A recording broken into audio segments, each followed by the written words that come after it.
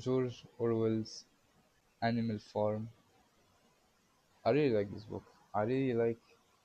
Actually, I don't think like is the right term I like want to use here. I actually love this book.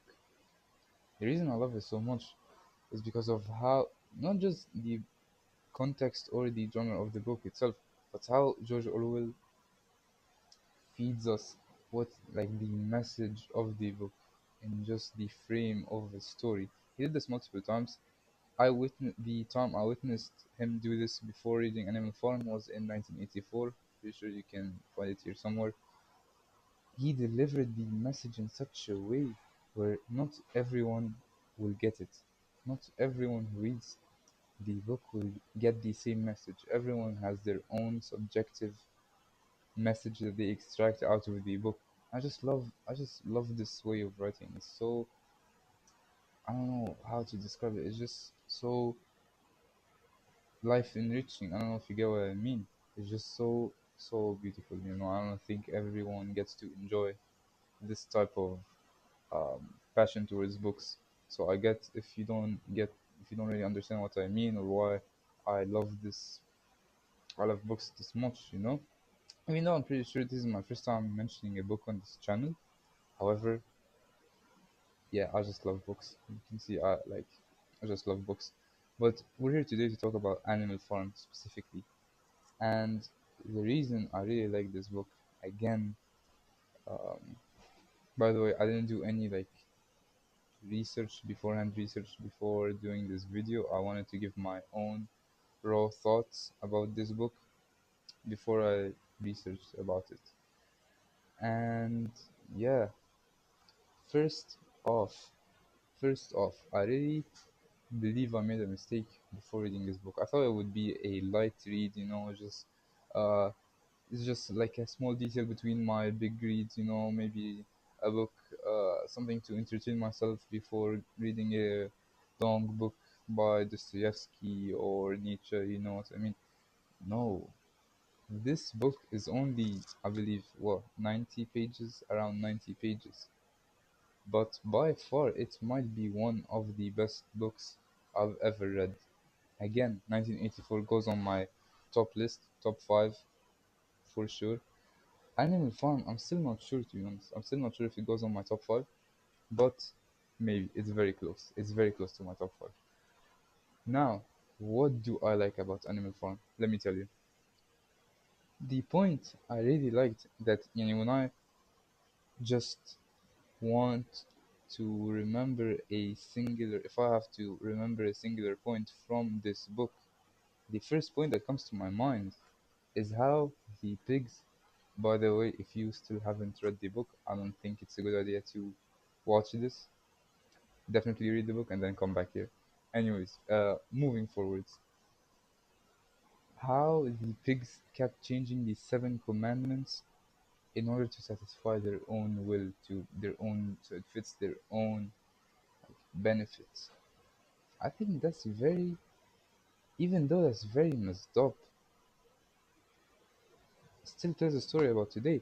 I think this is one of the very few books that while you're reading it, you're just subconsciously or even consciously just relating it to things that are happening today. And I'm not gonna go into detail about that because I might get cancelled.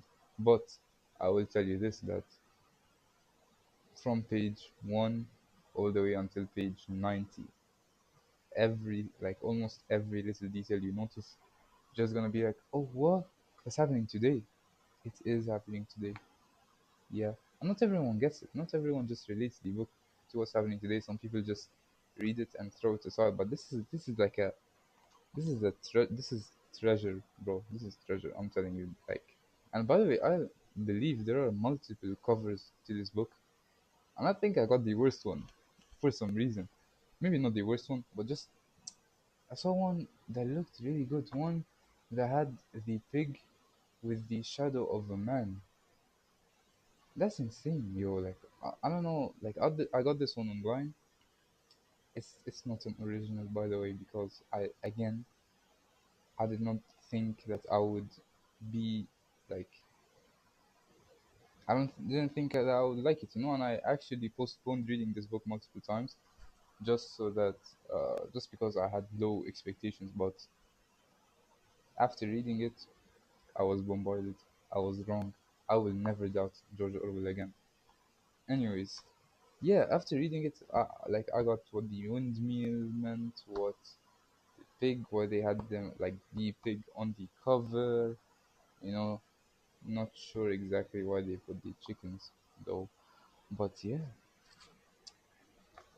honestly, again, yeah, going back to our first point, how they changed the seven commandments to fit their own benefit. The pigs, yeah, it's just I think yani it's smart, but at the same it's so mischievous, like it doesn't it just I don't know how to describe it, to be honest. I don't know how to describe it. It's just mischievous, but it does make sense. And I don't think, yo, some people would argue, or most people would argue, that the pigs are the bad, like are the villains here, or the bad person in the novel.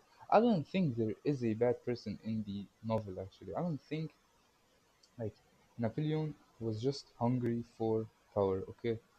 And the pigs, rest of the pigs just followed through because they saw the opportunity that they had. I don't think the book is about Napoleon or the pigs being the bad guys, or how, um, yeah, just how the sequence of events turned out, like how it makes other animals, or like how it makes people bad. I think the book is about how power can change people, how power can change, more specifically, animals. Napoleon did not, like, had no idea in the beginning that he would do the, like, he would even be in a position to do the stuff he does, like by the end, which is like wear a coat, or um, give, like, award himself with multiple medals, or even drink,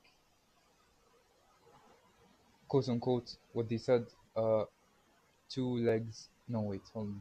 I'm trying to remember. Four legs good, two legs better, quote unquote. That's what they said. What was mentioned in the book. I don't think there is a villain in the book. I think it's just about how power inevitably just corrupts people. I think that's the entire point of the book. Like no matter who, like like no matter like the person power falls into, like, their hands, it's just inevitable that they will commit the worst of sins just to keep this power, or to grow even more, because humans have a selfish nature. I think that's the core of the book. But yeah, changing the seven commandments to fit their own benefit, that's only one point. And this point connects to another huge point, which is, um, what was it? That by the end of the book, the pigs were in separate. Like it was hard to differentiate between the pigs and the humans, who they supposedly hated.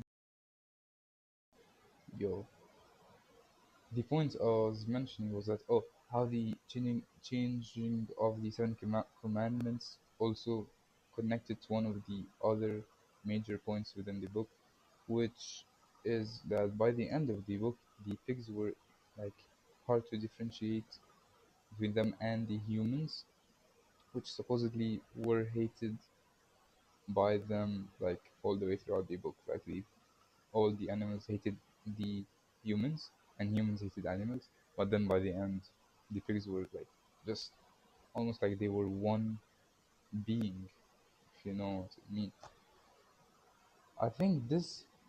I don't think it's like a play for power. I don't think is that the pigs were using the humans to gain power. I think it's that just people, or like animals, eventually just become the thing they hate the most. Like it's just also inevitable that they become the one thing that they hate the most, no matter how hard they try not to be.